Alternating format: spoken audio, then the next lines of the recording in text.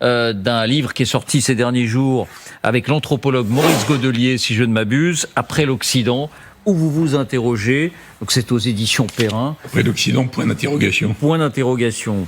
Vous vous interrogez sur la pérennité de l'Occident, sur la mission de l'Occident. L'Occident doit-il chercher à exporter son modèle de démocratie ? Doit-il simplement tenter de le faire par l'exemple ? Doit-il renoncer à son modèle ? Pas du tout, dites-vous.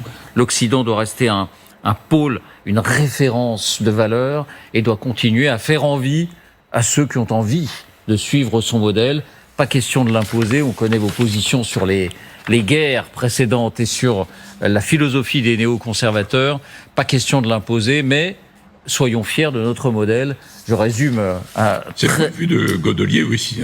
Voilà. Il dit que sur le terrain, il a constaté que l'Occident ne peut plus imposer ses valeurs. Oui. C'est le point de départ de la discussion.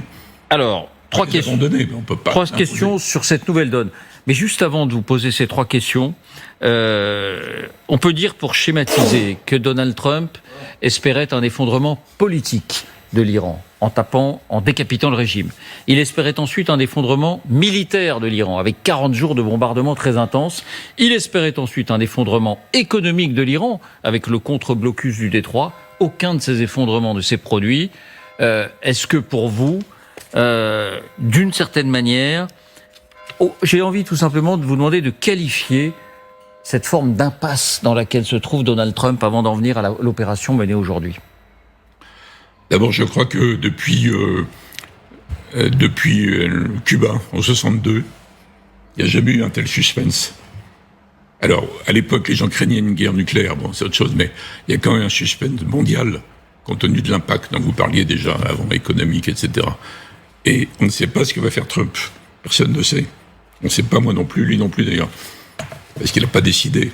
Simplement, c'est évident qu'il n'arrivera pas à éradiquer le régime, parce qu'il faudrait mettre un autre régime à la place. Ça, il n'y arrivera pas.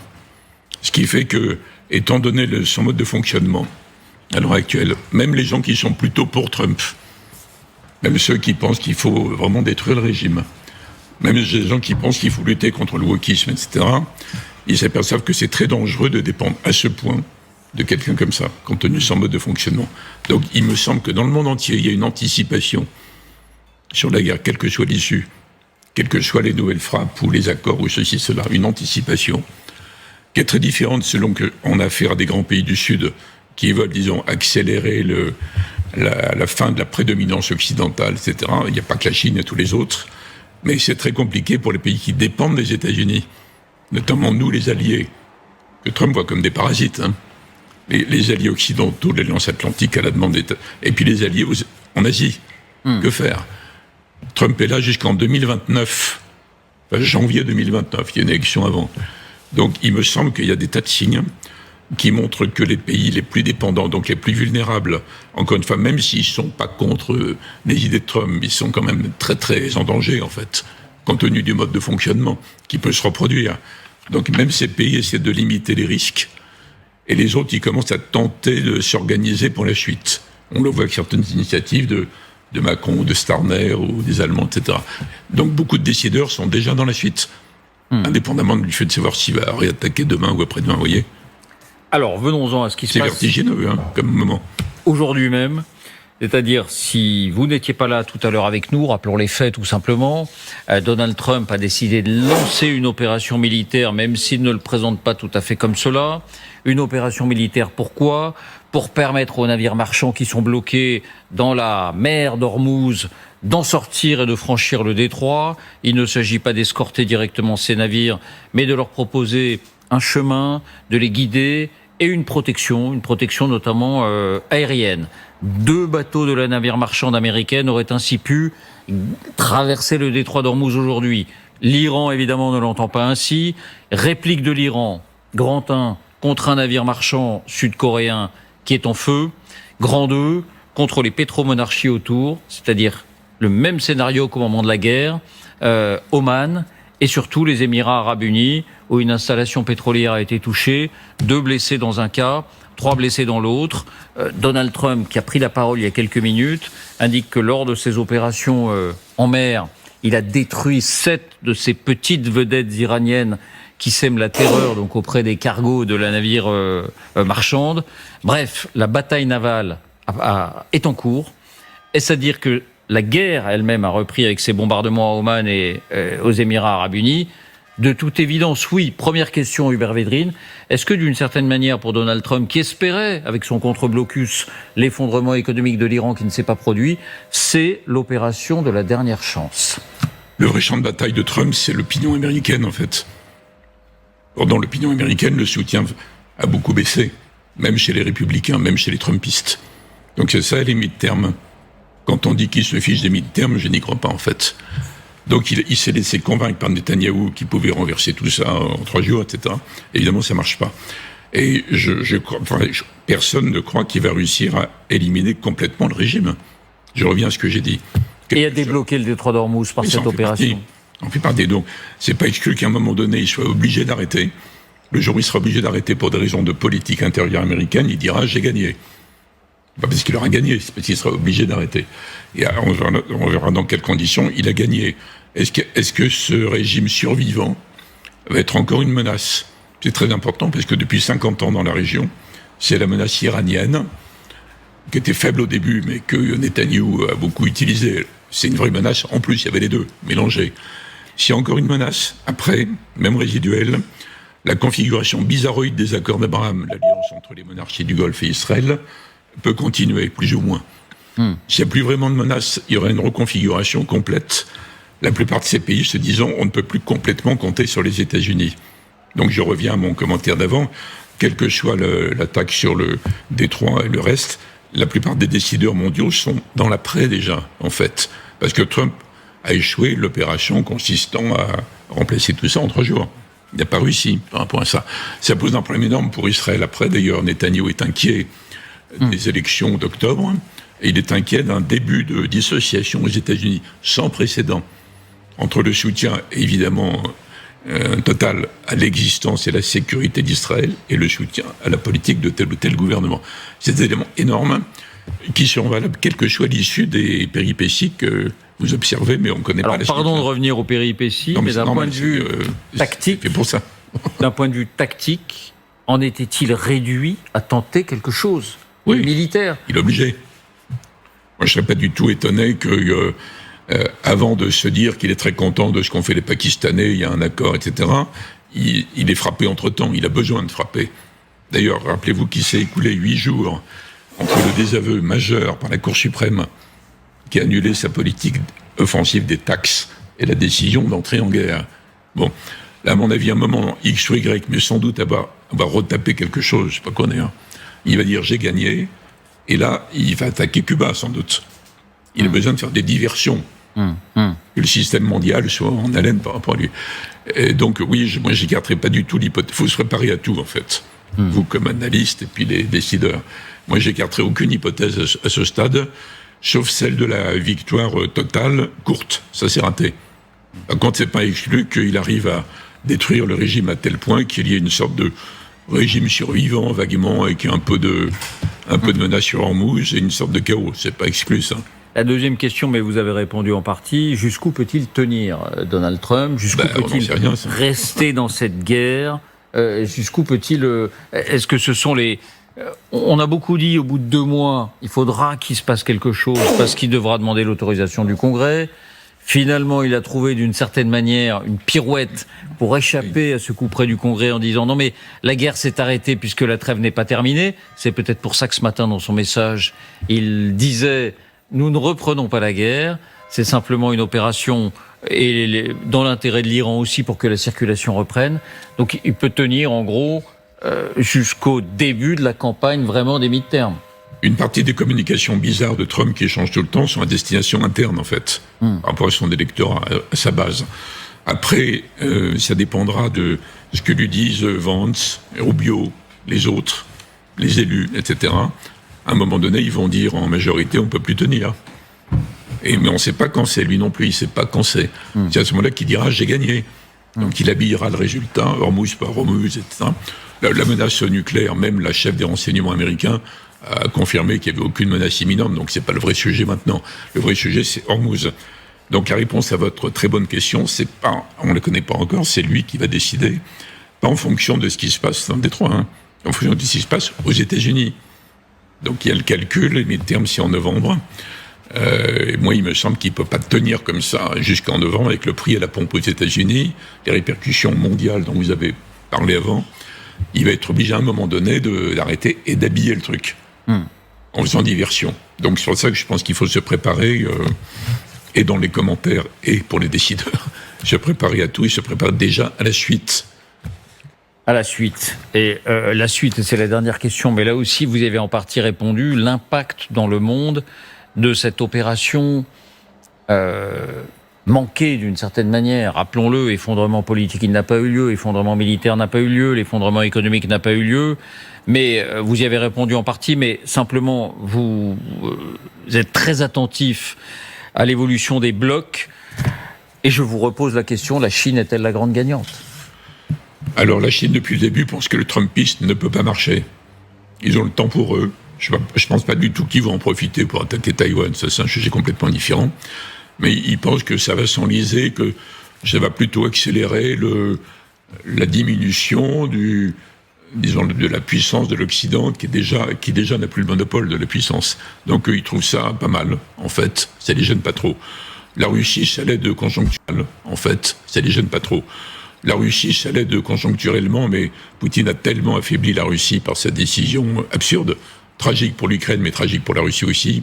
Bon, donc la vraie question, c'est pour les pays alliés, les parasites. Pour nous. Trump. Nous, et puis le Japon, la Corée du Sud, des pays comme ça. Qu'est-ce qu'on fait ? Donc vous voyez qu'il y a des tentatives. Par exemple, les réflexions entre Macron et Starmer sur est-ce qu'on pourrait sécuriser le passage dans le détroit, dans l'hypothèse d'un cessez-le-feu. Bon, on ne peut pas aujourd'hui, mais c'est pas mal de se poser la question. Dans l'hypothèse d'un cessez-le-feu, vous avez raison de le rappeler, c'est-à-dire quand la guerre sera terminée. Pardon ? Il y avait un cessez-le-feu. Oui. Et on n'a pas vu les marines britanniques et françaises. Ça préfigure ce qui va se passer dans un monde encore trumpiste, où les gens anticipent la suite. Comment on va s'organiser malgré tout ? Qu'est-ce qu'on peut faire quand même avec Trump pendant qu'il est là ? Qu'est-ce qu'on peut faire sans lui ? Qu'est-ce qu'on peut faire contre lui ? Donc regardez les réflexions que j'ai citées, donc Détroit, sur l'Ukraine, la coalition des volontaires pour apporter des garanties, si un cessez-le-feu, même chose. Les débuts de réflexion sur, non pas l'Europe de la défense à la française, dont personne ne veut, mais le pilier européen de l'Alliance Atlantique, comment ça s'organiserait, pas à 27, évidemment pas, mais entre Angleterre, France, Allemagne, Pologne, Italie et 2 ou 3, c'est les débuts de la préfiguration de l'après, en fait. Donc ils sont déjà dans l'après. Quelle que soit la frappe de Trump demain ou après-demain, quelle que soit la réplique iranienne, quelle que soit l'ouverture ou pas de d'Ormuz. Vous voyez, donc il faut bien distinguer dans la réponse à votre question, qui est très juste. Il s'agit des pays protégés par les États-Unis ou des autres. La réponse n'est pas du tout la même. Alors, vos réflexions, derniers éléments, donc Donald Trump a pris la parole sur son réseau Truth Social.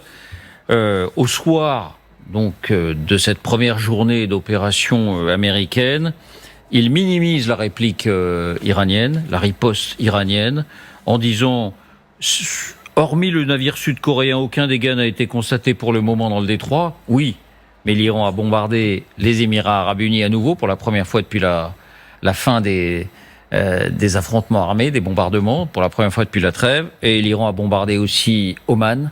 Là aussi, 2 blessés légers. Voilà, il annonce une conférence de presse demain matin de Pete Hegseth, donc le secrétaire à la guerre et du chef d'état-major des armées, Dan Kane. Vos réflexions, Dominique, peut-être sur les derniers éléments et... Bon, d'abord, une réflexion sur les cessez-le-feu. Vous savez, les cessez-le-feu, j'en ai vécu quelques-uns. C'est toujours, ah ben non, il y a eu que 25 tirs, donc ça va bien. Ah ben non, il y en a eu que 50, ça va bien. C'est toute l'appréciation que vous leur donnez. Moi, j'avais une question sur l'après. Parce que vous dites, ça y est, tout le monde est passé à l'après. Ceci étant... se prépare. Oui, se prépare. Mais ceci étant, il va falloir vivre avec jusqu'en janvier 2029, et avec probablement une situation qui va changer après les midterms. Et donc, ma question, c'est comment vivre avec ça pendant les 2 années et demie qui restent. Voilà. Juste avant de vous entendre, vos réflexions, François, Jean-Dominique et Géraldine. C'est une question, je ne sais pas quelle périmètre vous assignez à l'Occident, mais bon, indubitablement... Lisez le livre avec Godelier, là, vous verrez. C'est ça. Je vais le faire, mais je ne l'ai pas encore fait. Donc, la question que je me posais, c'était jusqu'ici, l'Occident regroupait les États-Unis et l'Europe. On voit bien que l'occasion de la guerre d'Ukraine, mais plus encore de la guerre d'Iran, les chemins divergent sur le court moyen terme. À long terme, qu'est-ce que vous en pensez ? Est-ce que ces deux-là vont se rapprocher, ou au contraire, est-ce qu'il s'agit là de prémices d'un divorce durable ? Jean-Dominique. Mais je voudrais vous interroger sur le droit international. On a l'impression qu'il est complètement à terre dans cette affaire. Est-ce que vous pensez que l'Occident, puisque c'est quand même l'Occident qui portait cette idée de droit international pendant longtemps, sera capable ou aura simplement le désir de le remettre sur le devant de la scène quand on réfléchira à l'après. Géraldine. Et non, moi j'avais une question sur l'après toujours, mais à peut-être plus moyen terme ou plus long terme. Est-ce que vous pensez que ce long blocage du détroit d'Ormuz, les divisions entre les pays du Golfe, va redessiner simplement des nouvelles routes commerciales, énergétiques, et du coup de nouveaux pôles d'influence, de stabilité et d'alliance? Alors, commençons peut-être vivre avec Trump encore pendant 2 ans et demi. Vos questions sont toutes formidables. Hein. Enfin, c'est des énormes questions. Enfin, j'ai dit... mais c'était une façon de vous mettre la pression pour des réponses concises. D'accord, mais j'ai dit tout à l'heure, ça dépend si vous êtes la Chine ou l'Europe. Après, ça dépend des cas où est-ce qu'on peut agir malgré Trump sans que ça se voit trop. Je pense que Dominique parlait de nous, de nous les Européens. Alors nous les Européens, il faut voir les cas où est-ce qu'on peut avancer quand même, réfléchir à ce que pourrait être le pilier européen et canadien d'ailleurs de l'Alliance, sans que ça se voit trop. Donc qu'est-ce qu'on peut faire sans l'exciter trop ? Là, il y a beaucoup de réponses à ça, donc ça dépend des domaines. Il y a des domaines où on est obligé de le contrer quand même. S'il relance la bataille des taxes, par exemple. Il y a des domaines où on peut se cacher un peu, donc ça dépend des sujets. Mais je crois que c'est là que se préparer, non pas à la fin, je réponds déjà à l'autre question, l'Occident, dans le livre en question, alors on parle de l'Occident, l'Empire romain d'Occident, la chrétienté, etc., mais on parle de l'Occident contemporain, c'est-à-dire l'Occident géopolitique de Roosevelt et Churchill, face à Hitler, puis, à notre demande, face à Staline. C'est ça qui devenait, ce que j'appelais déjà avant, des cousins issus de Germain. Donc ça se distancie. Sauf que Poutine, en attaquant, il a reconstitué le truc. Sauf que Trump, après, il arrive, il crée le doute. Alors, les hypothèses, c'est un Occident complètement trumpisé, quand même, quoi que vous pensiez, parce qu'il y a quand même un gros tiers des Européens qui pensent que sur l'immigration, le wokisme et compagnie, il n'a pas tort, en fait. Bon. Deuxièmement, l'inverse. C'est l'Europe qui reprend le flambeau des fameuses valeurs universelles et qui arrive à les faire rayonner au-delà des incantations classiques sur le droit international, que personne n'applique jamais, en fait, mais c'est pour ça qu'il faut renoncer à l'incantation. Bon, ça, c'est l'hypothèse européenne. Et la troisième hypothèse, c'est un divorce, une distanciation progressive. Il y a toujours le traité, bon, il n'a plus de contenu. Et après, ça dépend de quel destin pour les Européens, quel destin pour l'Amérique. Le plus probable, c'est quand même un mélange de deuxième et troisième par rapport à ça. Et ça va dépendre un petit peu de l'issue. Le droit international est-il mort ? Je l'ai dit. Le seul cas que j'ai vu, moi, dans ma longue activité sur ces questions, mais vous aussi, où il était vraiment appliqué, c'est la première guerre du Golfe sur le Irak-Koweït. Là, c'est vrai. Décision du Conseil de sécurité, unanime, sans veto soviétique. C'est Gorbatchev n'a pas mis le veto. Une opération internationale dirigée par les États-Unis, cautionnée par les Nations Unies. Il y avait 22-23 pays, donc une bonne dizaine de pays arabes, en fait. Et après, le président Bush, le père, a eu la sagesse de s'arrêter à l'application du mandat. On a libéré le Koweït, on s'est arrêté. C'était la seule fois où le droit international dans ce que j'ai conduit la marche des nations. Oui, alors il y a évidemment les pays paisibles qui l'appliquent pour définir la frontière en haut du Mont Blanc entre la France et l'Italie, des choses comme ça, mais dans les vrais conflits, Jean-Dominique, si vous voyez d'autres exemples dans les périodes contemporaines, non. Mais est-ce il faut arrêter de l'invoquer ? Bon, il ne faut pas arrêter de l'invoquer, mais il ne faut pas le faire d'une façon complètement absurde, non crédible. Il faudrait essayer de reconstituer les conditions qui permettraient de... Ouais. Alors donc l'Occident là-dedans, je pense que l'Occident de toute façon va se diversifier, parce que je pense que le Trumpisme est durable, même corrigé par Trump. Après Vance Rubio, c'est pas pareil, et que quand les démocrates reviendront, je ne sais pas quand, c'est pas les mêmes. Donc ils n'auront pas sur les questions sociétales et sur le commerce les mêmes choses. Donc il faut plutôt se préparer. Il y a une distanciation progressive, mais il faudrait que ça se fasse en bon ordre, que ce soit réfléchi, et que le pilier européen de l'Alliance donne un cadre aux ambitions nouvelles de l'Allemagne, de la Pologne, toujours l'Angleterre et nous, etc.